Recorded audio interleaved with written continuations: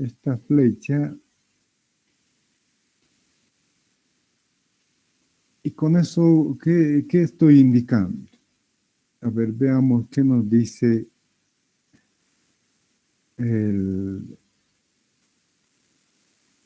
¿qué pasa con el peso? Dice, el peso determina la comida y la comida determina el peso, ¿no? Me está mostrando de que hay un bucle, ¿ya? Un bucle. Entonces podemos, este árbol es lógico, ¿no? O sea, tiene valor lógico porque nos dice de que el peso de alguna manera determina la comida y la comida no tenemos que olvidar depende de la frecuencia y del tipo de comida y esto incide en el peso, o sea, el peso se incide a sí mismo, pero a través de la comida, ¿no?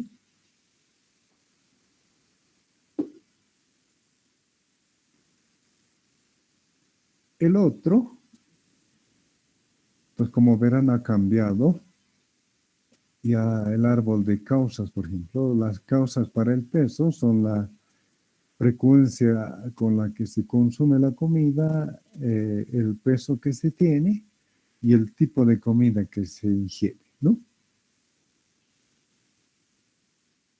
Entonces, como verán, la representación, diremos, en el diagrama eh, está caracterizando alguna una lógica y una relación con el sistema real, ¿no?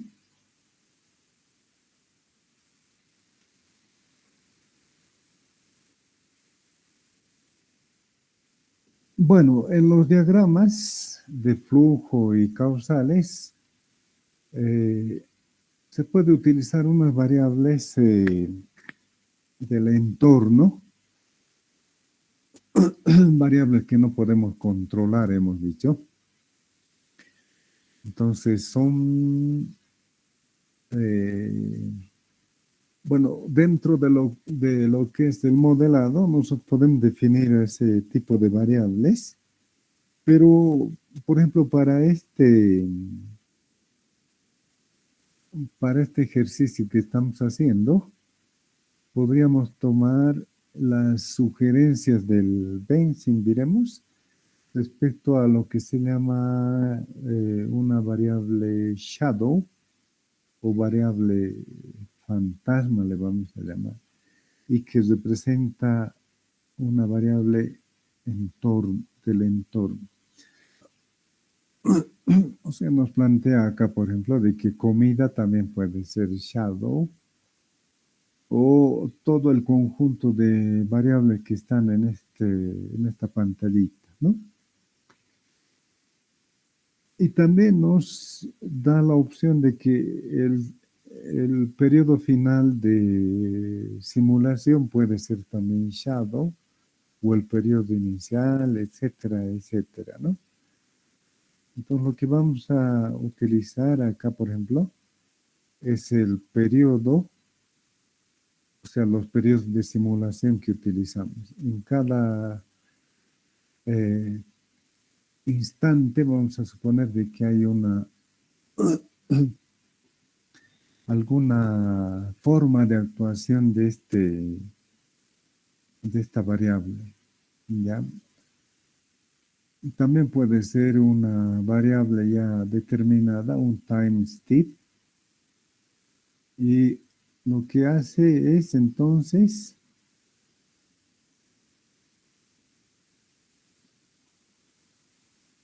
una,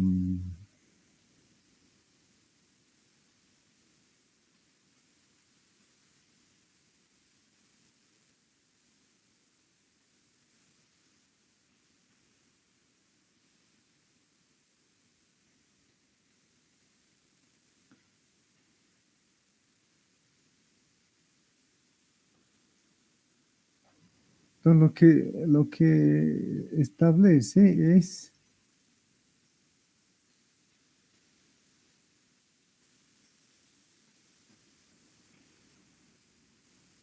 una condición, diremos, que podemos nosotros caracterizar de alguna manera, ¿no?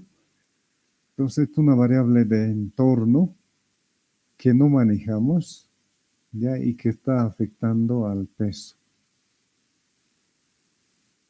Entonces, si quisiéramos definir ahora, por ejemplo,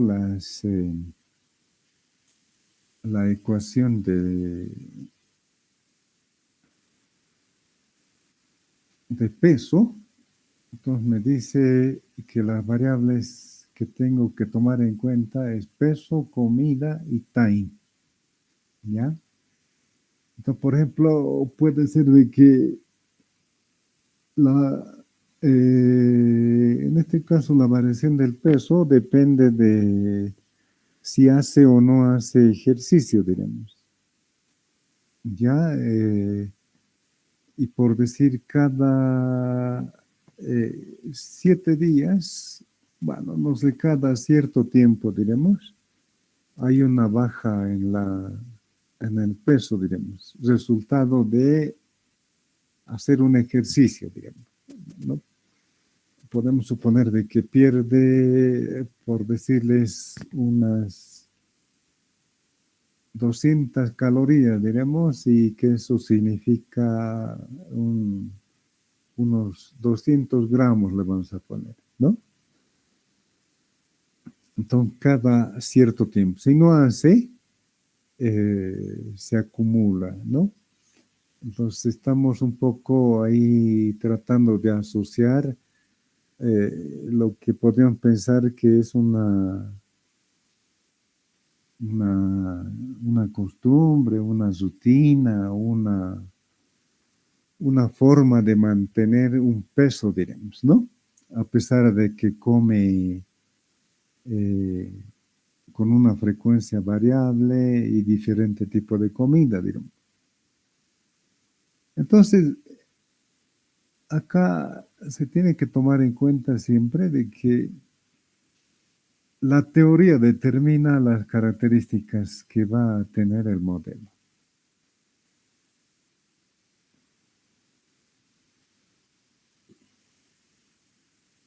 ¿Alguna pregunta tal vez? Ya habríamos visto diagramas causales y diagramas de flujo.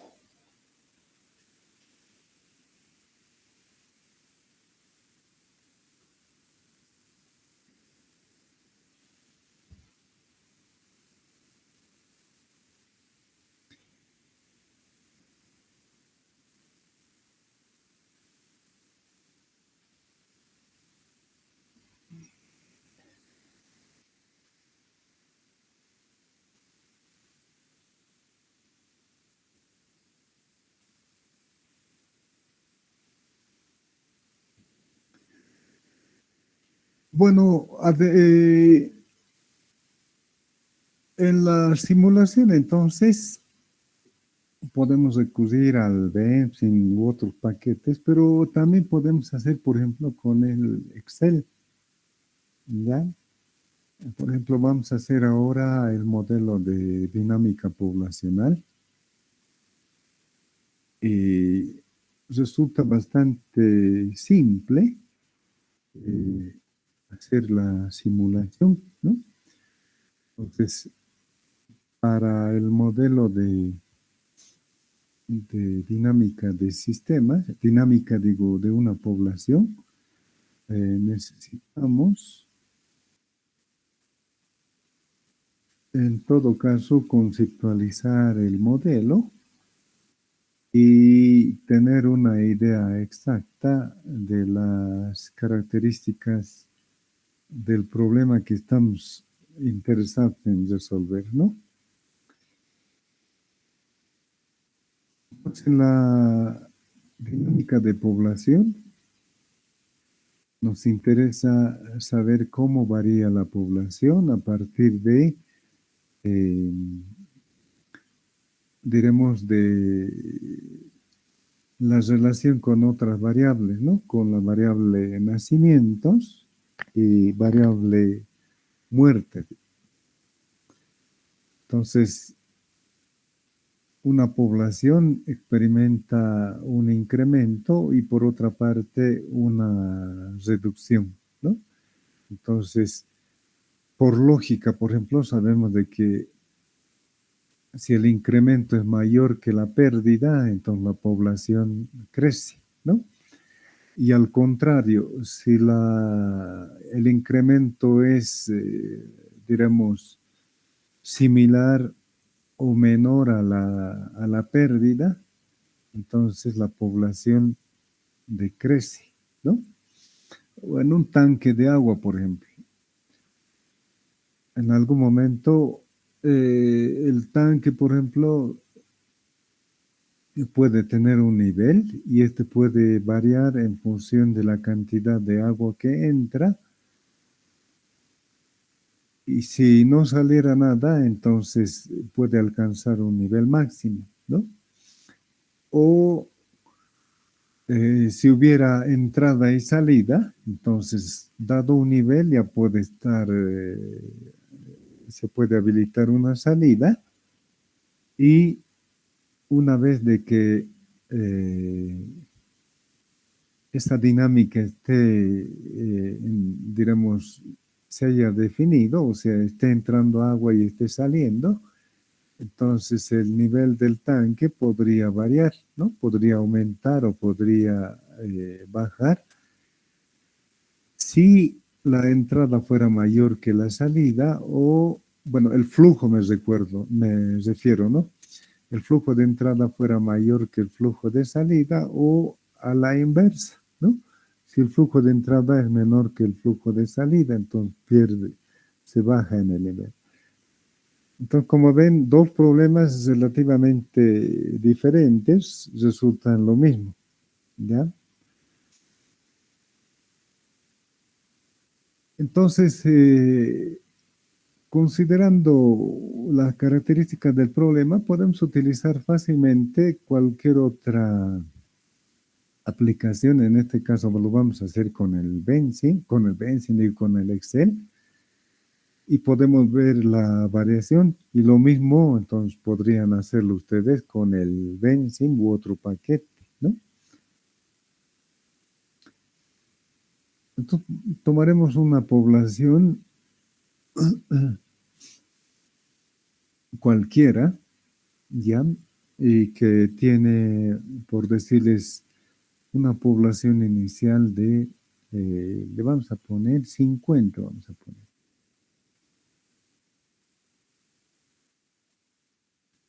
Entonces, vamos a suponer de que esta población,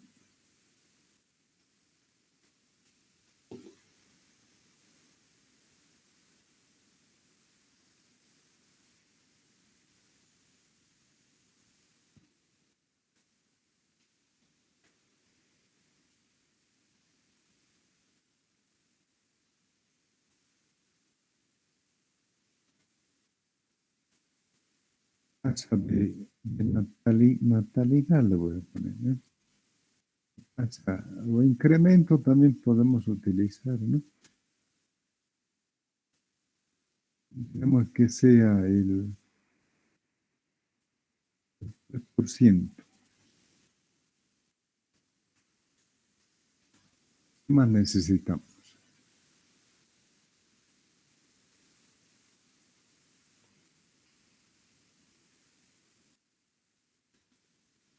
Una tasa de mortalidad.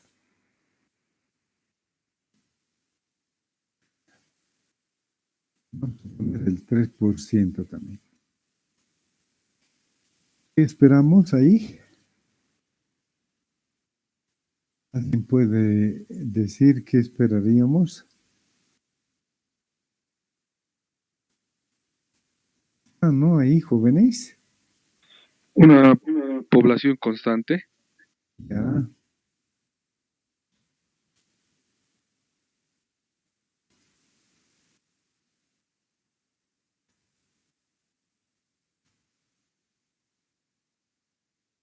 población, nomás le voy a poner población.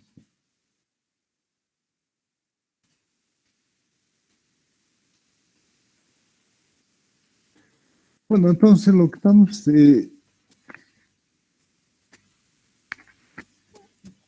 interesados en saber cómo va a ir cambiando la población cuando haya una cantidad de nacimientos, una cantidad de muertes. Se van a comenzar con una población inicial en un periodo, ¿no? Y luego va a haber nacimientos, muertes y vamos a terminar con una población final, le voy a poner. ¿Ya? Nada más, eso es lo único que queremos, ¿no? Es el modelo más simple, diremos. Alguien podría decir, pero población se está tomando así en general, debería dividirse en dos grupos, diremos, o dependiendo, o a qué se refiere la tasa de natalidad, digamos, ¿no? Entonces, bueno, este es el modelo general, vamos a decir. Detalles ya se puede ir aumentando. Son los periodos, como ustedes saben, va a responder en todo caso a las características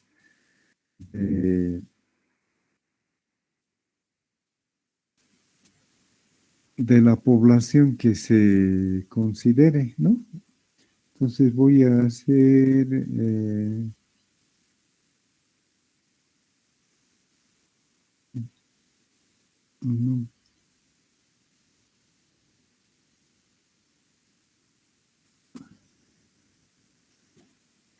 25 periodos. Podemos hacer más, ¿no? No hay problema.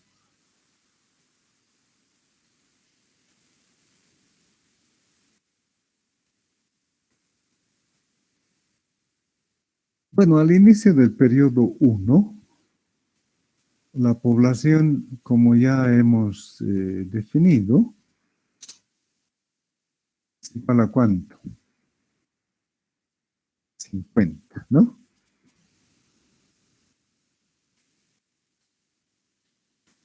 Y los nacimientos va a ser la población veces la tasa de natalidad, ¿no?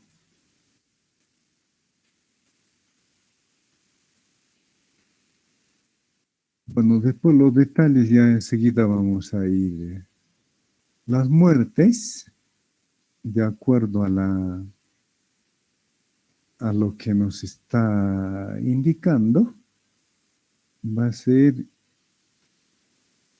lo mismo, ¿no? O sea, la población que estamos manejando por la cantidad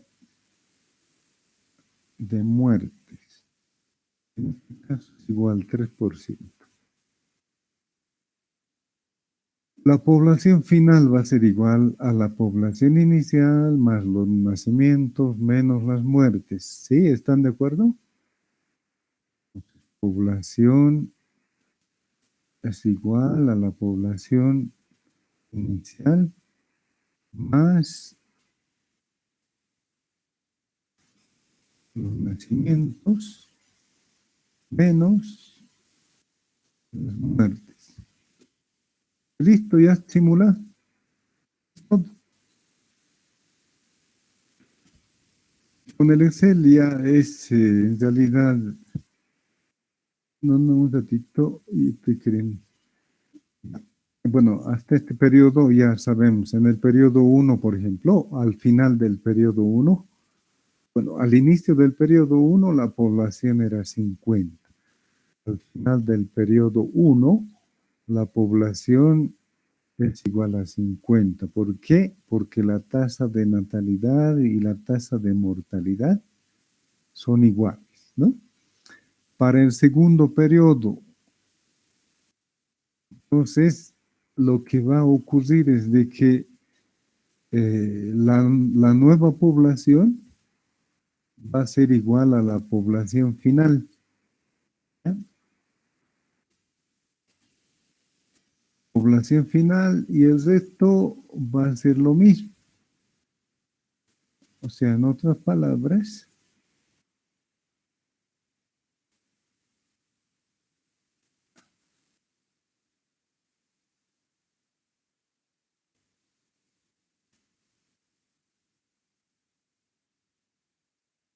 a ver, control.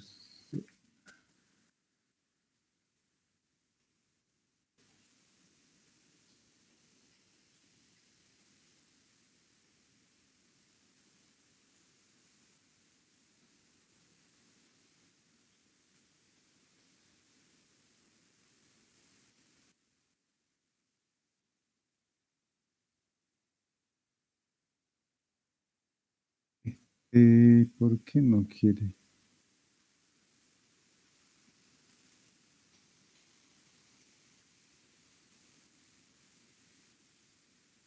Ah, qué raro. Control C. Fin.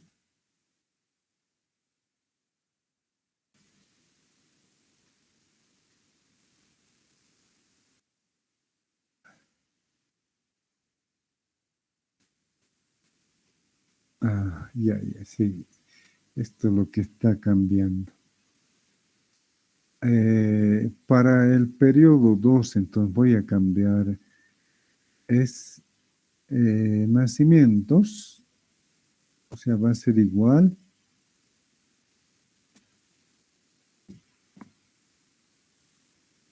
a la población, o sea, al B5, ya, está bien, B5, por,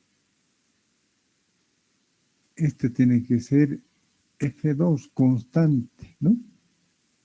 Entonces yo voy a colocar acá directamente 3%.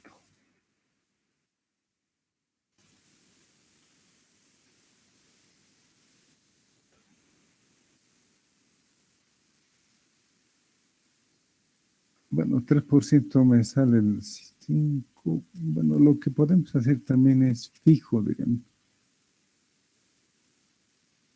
Y este es el que estaba cambiando. Este, entonces, le hacemos igual por F2. Por eso nos sale.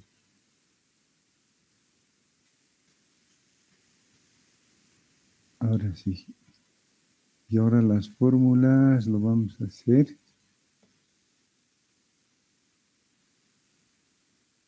Este tiene que ser constante. Y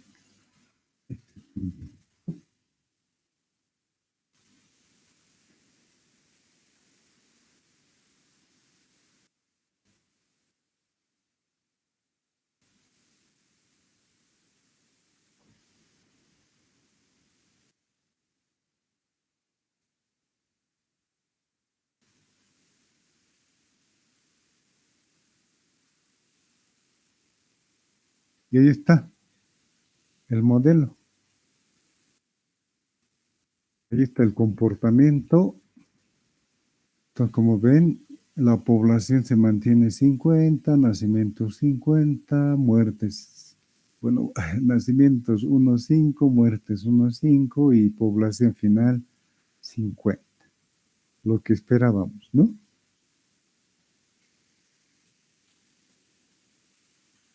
Ahora podemos cambiarle en lugar de 3%, por ejemplo, podemos colocar 4%. Tenemos la variación, ¿no? Como ven, eh,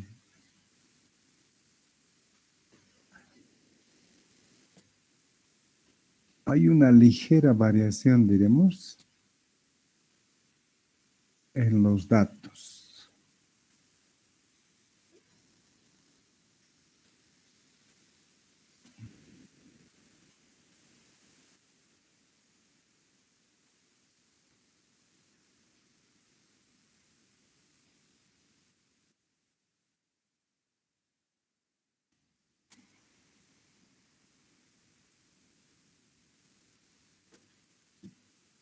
Hay algo que está mal, pero, ¿no? Hay que revisar esto. Tenemos la población, nacimientos, el 4%, eso equivale a 2, está bien eso. Las muertes, un ratito, este es F1 y este es F2. Las muertes, el 5%, el 2,5 está bien. Y varía o baja la población, ¿no? Entonces, 0,5 aquí, en 0,5 baja la población, 49,5 sale. Para el segundo periodo, la población es 49,5 y el 4%,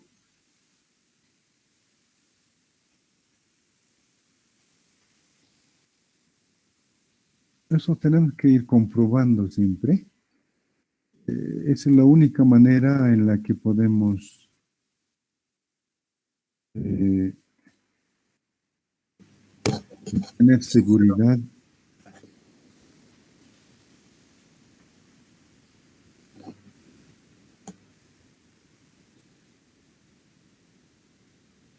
Es por la coma, es.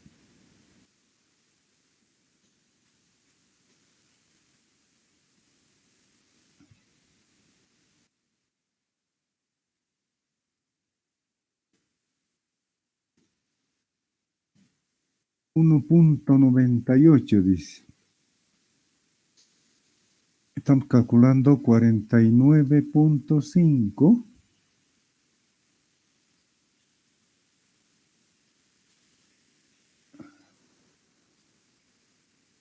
49,5 por el 4%. Entonces, nacimientos 1,98 tendría que salir por la población, ¿no? Pero aquí me estás reportando, por ejemplo, me estás repitiendo lo anterior.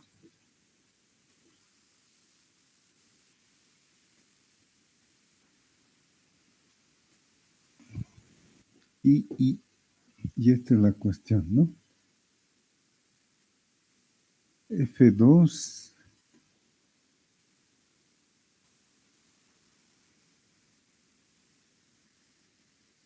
este es 1. Yo no sé por qué salió eso. 4,1. Y luego, este sí es F2. Y este verificamos, a ver, igual 49,5 por 5%, ¿no? 0,2475. Ahora sí está bien. Listo.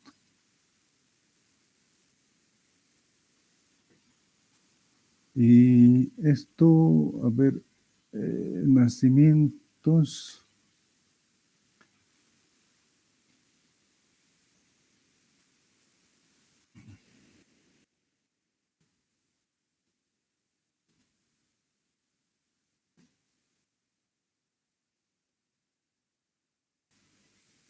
Ya.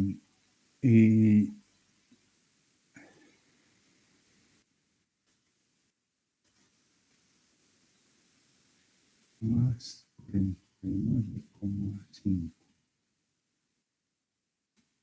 49,995. 40.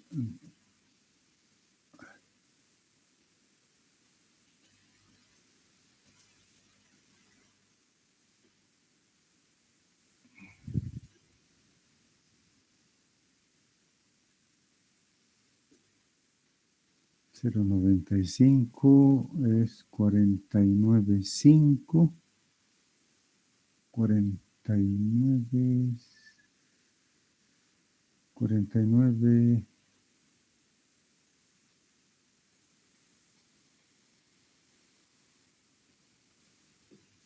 De nuevo, a ver. 49,5 más 49,995. Y aquí nos sale 40. ¿Y por qué?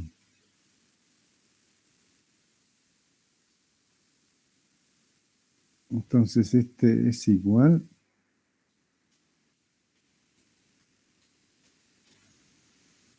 a la población inicial más los nacimientos menos las muertes.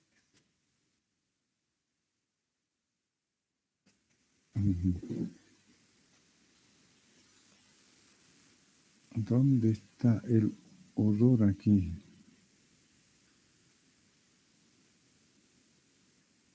1,98 está bien. Y 2,475 está bien.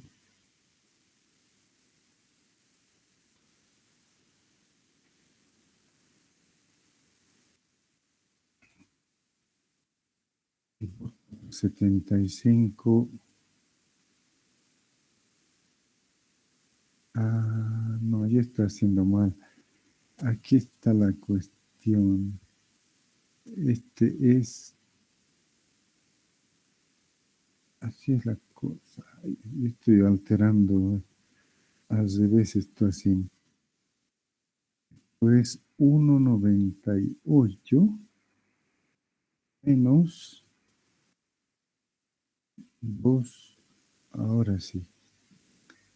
Y a este recién le puedo sumar 49,5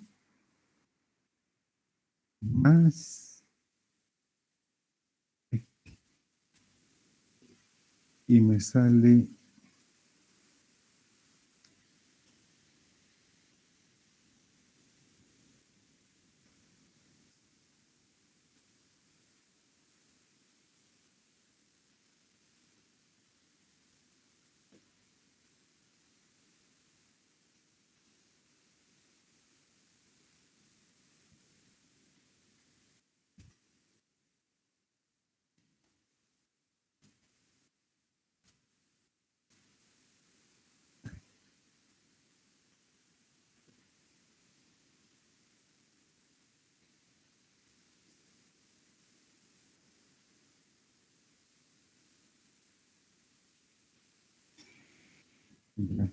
'Cómo maneje? 39,5 le vamos a colocar menos 0,495. Y ahí está, ¿no? 49,005 y está correcto. Entonces, ahora sí.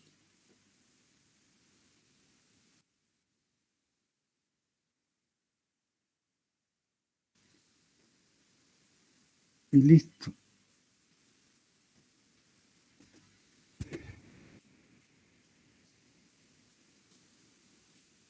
Entonces ahora, por ejemplo, vemos cuando la tasa de natalidad es menor que la de mortalidad.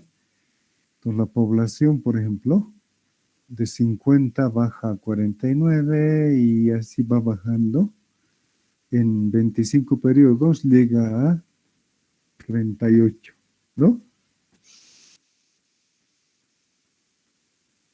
A 38 llega.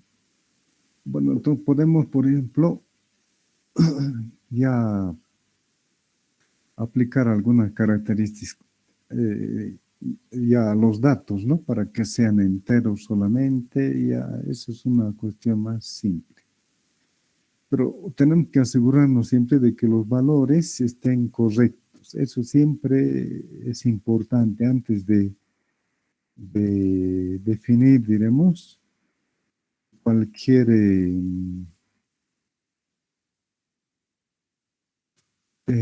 cualquier interpretación o cualquier observación. Entonces siempre tenemos que asegurarnos de que los datos estén correctos.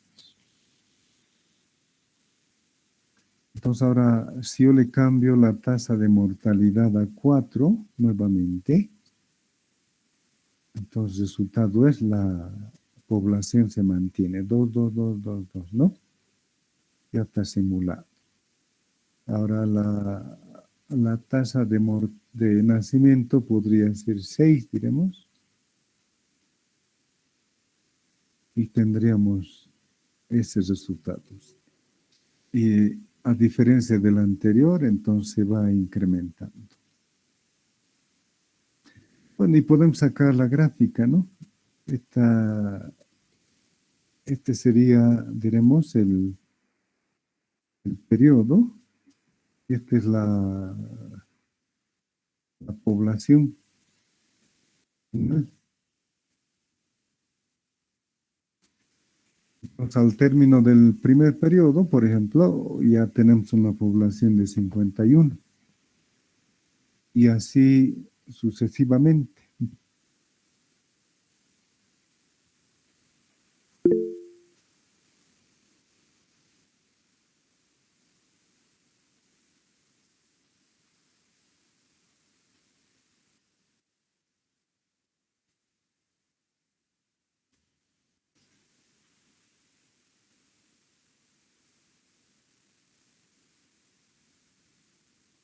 No es este.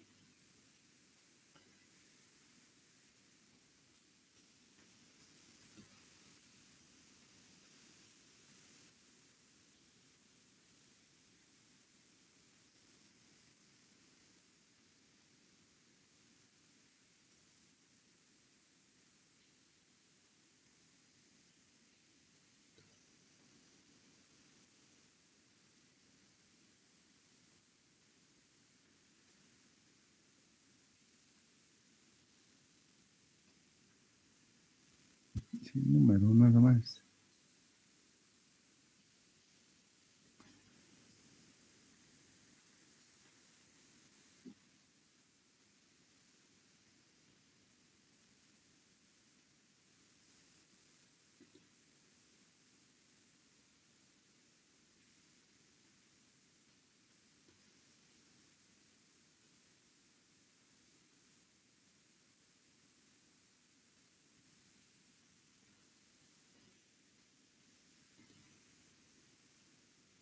Y listo, ¿no? Ya tenemos los datos con un más significativo. Pero, por ejemplo, si fuera población de bacterias, entonces, así con decimales, tiene más sentido, ¿no? Porque así con números enteros, bueno, decir que se ha incrementado 50 bacterias, digamos, medio, es demasiado ideal, diremos, en el sentido de que estaría suponiendo de que están contando, diremos, ¿no? En cambio, en el otro estamos viendo podemos sacar el resultado y decir de que de la población inicial a la siguiente ha habido un incremento del 1%, 2%, etcétera, etcétera. Suponiendo una población inicial, diremos, que responde a algo, ¿no? Y para nosotros podría ser 50. Entonces, si en el siguiente periodo ha aumentado a 51, ¿qué significa eso? Entonces, está incrementándose en un 2 por, 2%, diremos. Ya en un 2% ha habido un crecimiento. La siguiente población, lo mismo, ¿no?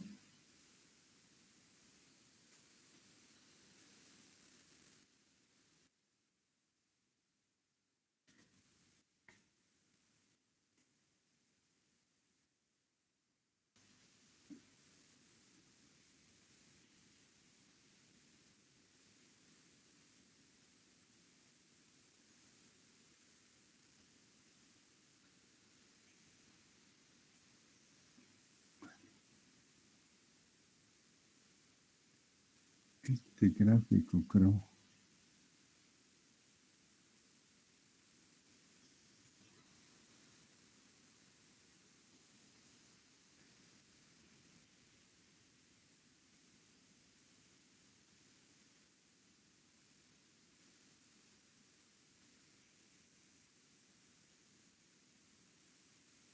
Bueno, ese podemos colocar, ¿no? Entonces ahí están los 25 periodos y la población, ¿cómo va? Ah, no, no está. Aquí hay que cambiar. Periodo hecho. Bueno, ya son detalles para darle al gráfico, ¿no? No hay mucho conflicto. La cuestión entonces en esta alternativa es definir el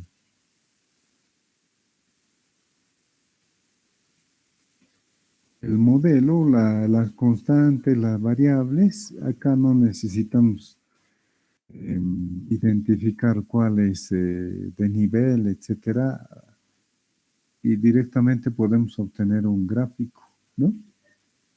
Esa es la característica.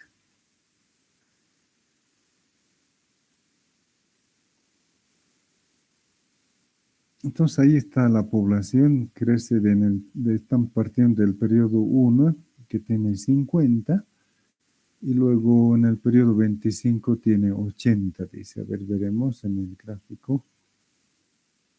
Aquí está, ¿no? Sí, 80 tiene.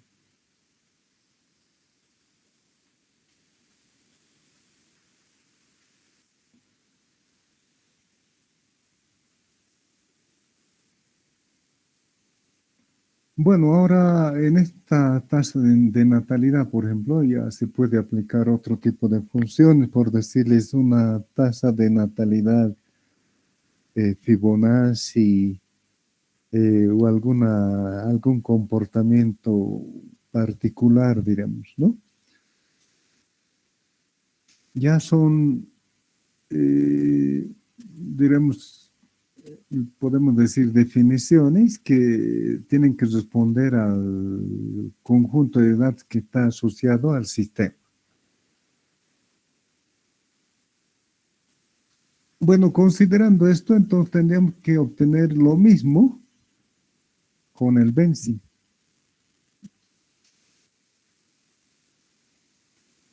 Ya el mismo resultado tendríamos que obtener. Entonces, como tarea, hagan la simulación de la dinámica de una población, considerando, pueden partir con estas tasas: 6 de natalidad, 4 de mortalidad, y tendría que salir lo mismo, ¿ya? Eh, Acá en el Excel, por ejemplo, cambiamos la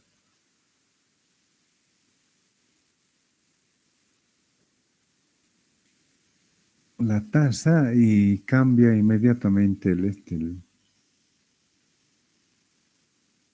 bueno, el gráfico también podemos hacer cambiar, ¿no? Pero hay que hacer algunas definiciones. Se puede hacer cambiar ahí dinámicamente aquí en el Excel.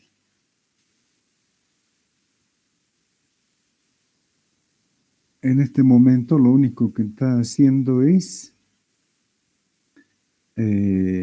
repetir, diremos, la gráfica anterior, solo los valores se han cambiado. Y esta gráfica no es verdadera, ¿no? Porque 50 debería ser una línea horizontal, pero podemos hacer cambiar eso, no hay mucho conflicto.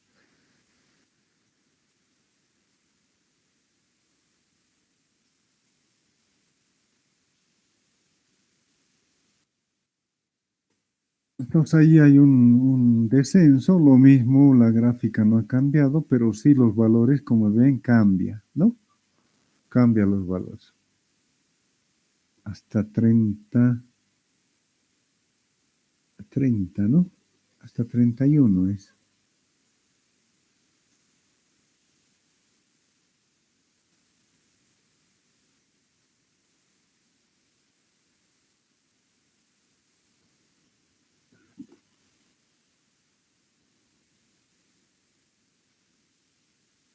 Bueno, entonces ya tienen tarea.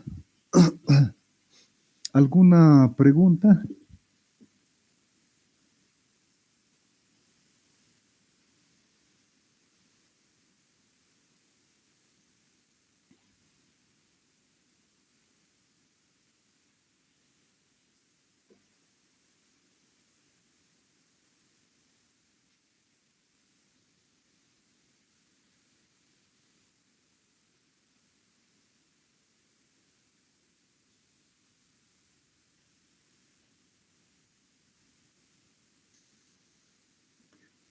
Bueno, en el libro de Aracil, por ejemplo, se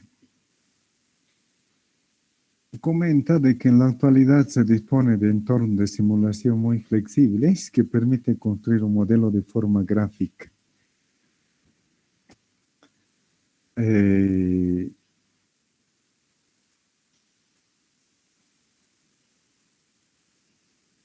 estos entornos se han ido construyendo y hacen posible entonces de que de alguna manera se disponga de algunas relaciones a partir de la representación gráfica del modelo, ¿no?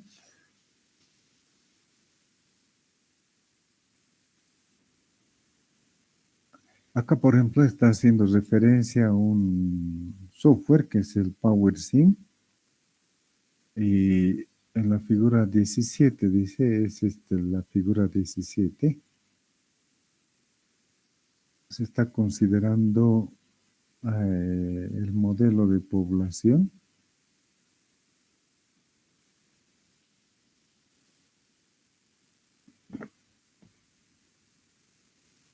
Po- sí, población.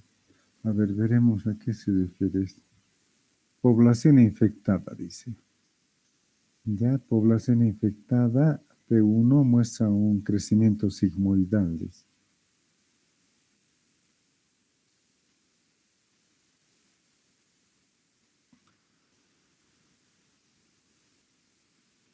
Entonces, la población infectada, este es el modelo, ahí está un crecimiento sigmoidal.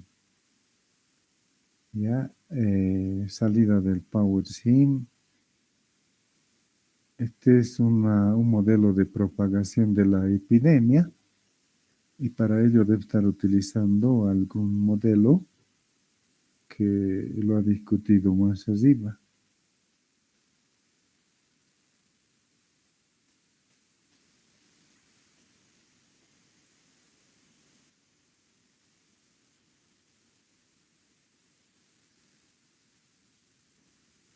También acá hay otro software, el Dynamo. Entonces el Dynamo igual otro software. Bueno, y según lo que comenta acá, ustedes están viendo, este es el programa que podría o que representa la difusión de una epidemia, ¿no? Entonces pueden ustedes recuperar este libro y leerlo totalmente, porque aquí está haciendo un análisis de lo que ya habíamos mencionado, de que dado un problema, entonces es importante determinar las variables, definir las relaciones, establecer rangos de datos, etcétera, etcétera. O sea, eso significa analizar o tener datos del análisis de sistemas, ¿no? Tendríamos que haber analizado el sistema y tener todos los datos para poder concretar un determinado modelo. Y conceptualmente muchas relaciones, por ejemplo, están representando algunas relaciones que conocemos y en la teoría del cálculo y que tienen que ver, diremos, con la variación de alguna variable respecto al tiempo, ¿no?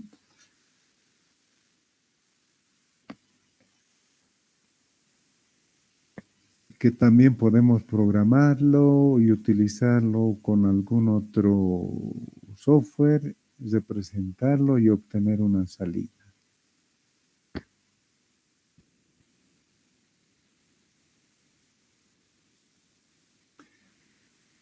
Bueno, el ejemplo dice acá que se acaba de ver, es una muestra sencilla de las posibilidades que posee la dinámica del sistema, ¿no? El sistema tiene una sola variable de nivel y cuyo comportamiento ya se ha mostrado en la figura 18 y es sigmoidal. Sistemas más elaborados puede tener comportamientos de diferente característica.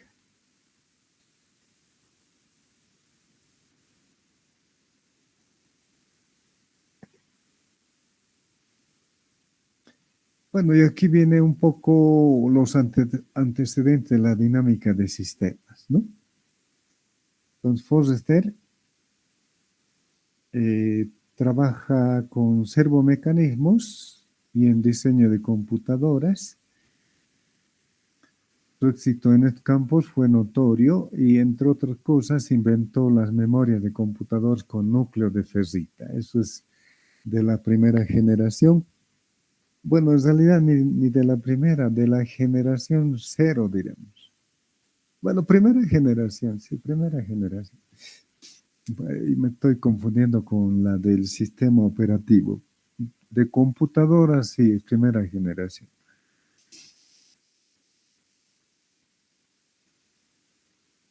¿Qué problema se le ha planteado en algún punto? Una gran empresa electrónica, teniendo un mercado muy estable, presenta importantes oscilaciones en la producción. Forster intuyó que el problema era análogo al que presentaban los servomecanismos y que en ambos casos las oscilaciones eran producidas por estructuras de realimentación. ¿Vale? Pero, ¿qué es realimentación negativa? O sea, las que compensan, diremos.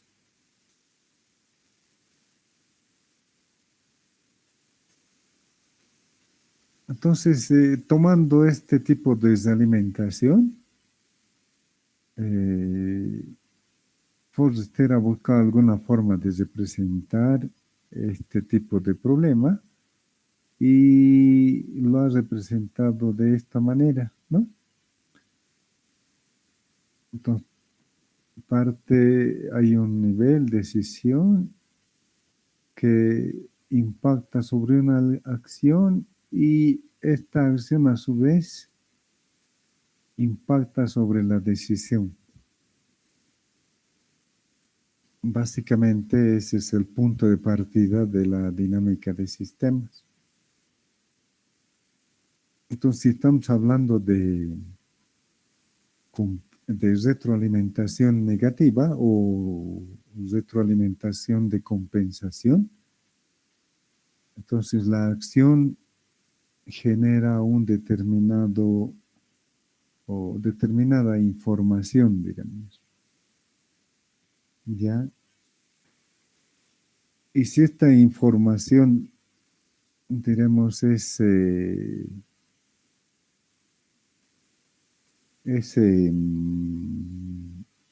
adecuada para tomar la decisión, entonces el impacto de la decisión, o mejor, la toma de decisión, va a ser más simple que cuando la información sea poca, diríamos, para tomar una decisión. En ese caso hay más, una probabilidad mayor, diremos, de que la decisión impacte con más fuerza a la acción, ¿no? Por ejemplo, si ustedes saben de que se han comprado lotería y saben de que por información, diremos, el número premiado va a comenzar con el 5 y va a terminar con el 5, diremos, ¿ya? Tiene, diremos, 10 números el billete. Entonces, ustedes pueden buscar uno que comience con ese número y termine con el mismo. Entonces, tienen buena información, ¿no? Toman una decisión y se compran el billete, ¿no? Hacen una acción. Entonces, esa acción les favorece. Pero al contrario, diremos, tienen una información, saben de que va a comenzar con el 5 y nada más, ¿ya? Entonces la decisión es un poco más complicada, ¿no? O sea, tienen menos información y la decisión es más compleja. Por lo menos si tuvieran la información de qué número va a terminar, aunque no sepan qué número con qué número va a comenzar, estaría mejor, ¿no? Pero ustedes saben con qué número comienza, pero no saben con qué termina.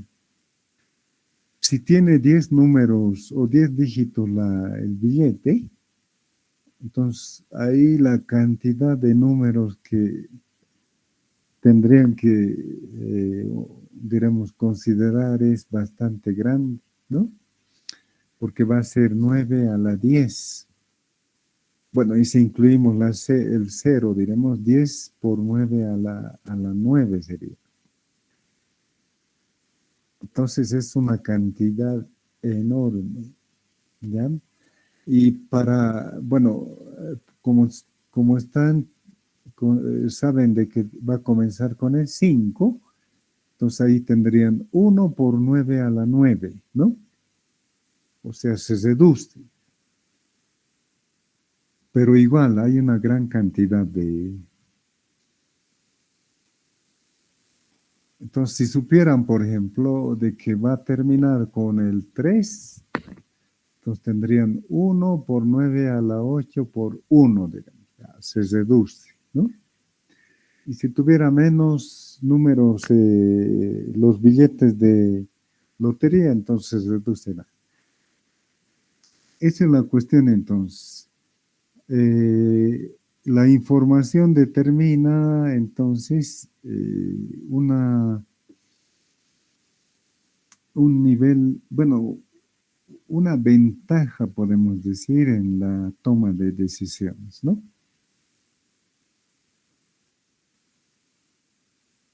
Bueno, de ahí parte entonces Forrester para plantear su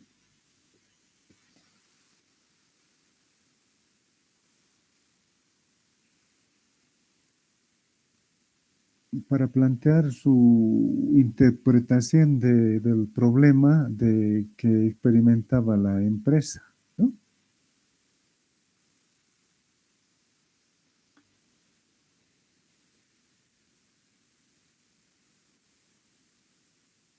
Entonces, de acuerdo con el diagrama que acabamos de ver, en los puntos en que se tomen las decisiones, donde se generan las variaciones que se producen, En este punto se recoge la información respecto al estado del sistema, ¿no? Se procesa y se toman decisiones. Son análogos a aquellos en los que se determinan las variables de flujo. La estructura básica correspondiente es la de realimentación, ya que las decisiones se toman a partir de la información sobre los resultados de las acciones previamente adoptadas.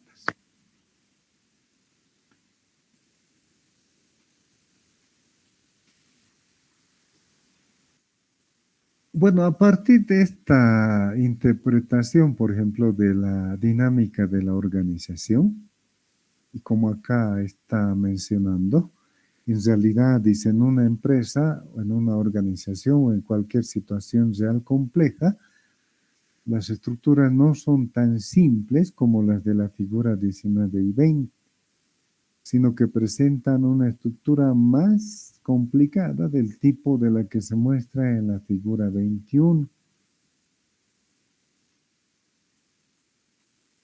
Entonces, esta es una estructura un poco más compleja. Partiendo de este tipo de observaciones, ya se ha hablado, creo, en alguna de las clases, eh, Peter Senge plantea el concepto de arquetipos, ¿ya? Peter Senge saca un libro que se llama La Quinta Disciplina y que básicamente plantea el porqué de la organización, digamos, el porqué de su accionar en la organización, ¿ya? Y cómo afecta a la organización. Entonces, generalmente la organización, por ejemplo, tiene procesos ya establecidos para recibir correspondencia, para emitir correspondencia, para conseguir un determinado producto, etcétera, etcétera, para verificar la calidad del producto y otras cuestiones, ¿no? Entonces, desde ese punto de vista, la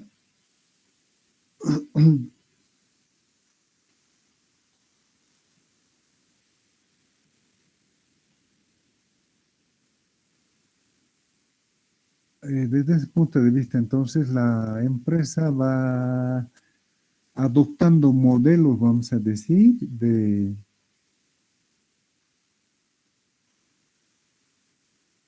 modelos de accionar, ¿no? En realidad que son procedimientos ya que tiene para hacer diferentes tipos de tareas.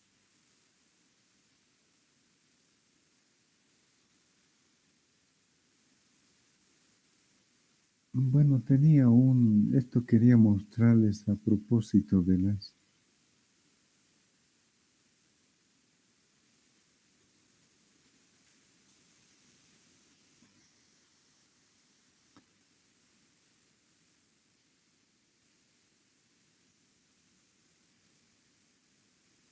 Caso trabajo de semestre, esto es lo que he enviado nomás, ¿no? ¿Dónde está? Yo creo que no está aquí.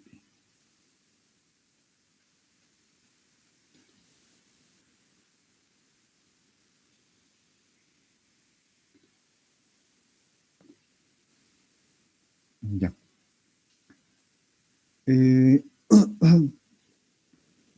Entonces, la teoría de Peter Senge va en ese sentido, habla de arquetipos. Y estamos observando un arquetipo, por ejemplo, en esta cuestión de la dinámica de una población o que otro problema, como diremos la dinámica en un tanque que tiene algún contenido, es similar, ¿no? también podemos decir que el mismo modelo lo podemos aplicar, por ejemplo, a despachar una carga de trabajo, digamos, para simular una carga de trabajo. En los sistemas operativos, puede ser en la carga de trabajo de un grupo de programadores, etcétera, ¿no? Entonces, lo mismo es, en lugar de nacimientos habría, diremos, tasa de despacho de proyectos o de tareas, diremos, ¿no? Y en lugar de muertes, podría ser ya proyectos definidos, diremos, o acabados. ¿Ya? Entonces va saliendo de la carga de trabajo que teníamos, ¿no? Entonces, podemos seguir, por ejemplo, eso con la ley de Pareto, diremos. Podemos simular, conoce, ¿no? La ley de Pareto, el 80-20. ¿Alguien conoce?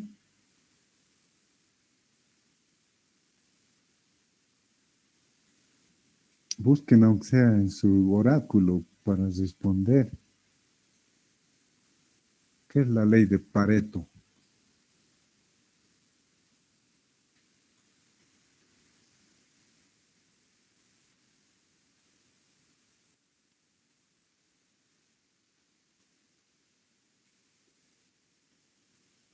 Ya, 80-20, ¿no? Entonces, para aplicar ese tipo de consideración o ley, diremos, tendríamos que categorizar las tareas según importancia, ¿no? Porque Pareto parte de esa consideración.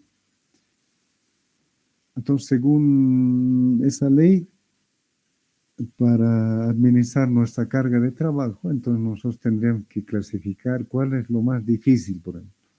En este momento yo tengo mi proyecto de investigación, mis clases, eh, otras tareas académicas, una carga administrativa. ¿Cuál es lo más importante, digamos? En este momento, entonces yo puedo hacer una categorización y en primera instancia puedo ir despachando diferentes tipos de tareas con el criterio de 80-20, ¿no? Que sería, por ejemplo, si la tarea administrativa resulta más importante, entonces dedicarle, por decir, un 80% del tiempo que dispongo, digamos, del tiempo libre, ¿no? Y el 20% puedo dedicar a las otras tareas igual con la misma característica, ¿no? 80-20, 80-20, etcétera. El resultado es de que le estoy dando más prioridad a una tarea, en este caso administrativa, diremos, y en algún momento se termina y puedo volver a cambiar la perspectiva y el criterio, diremos, para poder atender trabajo, ¿no? La idea siempre supuestamente con esa ley de Pareto es de que eh, si tenemos un proyecto, por ejemplo, tendríamos que asegurarnos de que el 80% del proyecto esté listo y que el 20% se caracteriza porque hay algunos detalles que tienen que incorporarse, pero que lo único que hacen es aclarar o establecer algunas condiciones y ya no hay un cambio drástico en el proyecto. Esa es la idea de Pareto, ¿no? Entonces, si alcanzamos el 80, ya está resuelto, digamos. El 20 son decoraciones, eso es básicamente, ¿ya? Entonces, ustedes, por ejemplo, tienen en este caso, un proyecto, el 80% tendrían que completar para el proyecto, bien, tienen que leer, tienen que hacer abstracción, tienen que diseñar un modelo, tienen que diseñar el modelo, tienen que implementar el modelo, tienen que probar el modelo y tienen que validar el modelo, ¿no? Diremos, son 8 tareas o 10 tareas, diremos, para hacer ese proyecto. Entonces, si categorizan del 1 al 10, el más importante al menos importante, entonces, el más importante, si lo hacen, ya han avanzado en un gran porcentaje. Y luego el segundo, el tercero, si hacen las 8 más importantes, el proyecto ya está. ¿Cuál es lo más importante en su proyecto? Que entiendan la tarea, ¿no? Si no entienden, no pasa nada. Ya hemos demostrado, hemos visto todo eso. Bueno, quedaremos ahí, jóvenes. Nos vemos en la siguiente clase. Entonces ya tienen tarea. Hagan la simulación de los dos modelos. El de población, que lo hemos hecho en Excel. Ustedes lo hacen en el Vensim, con diagramas de flujo y con diagramas causales, ¿ya? Y el otro que hemos hecho con diagramas causales, el de comida y peso, nos lo hacen con diagrama de flujo, que ya hemos hecho el dibujo. Son 2 tareas. Entonces, hasta la siguiente semana.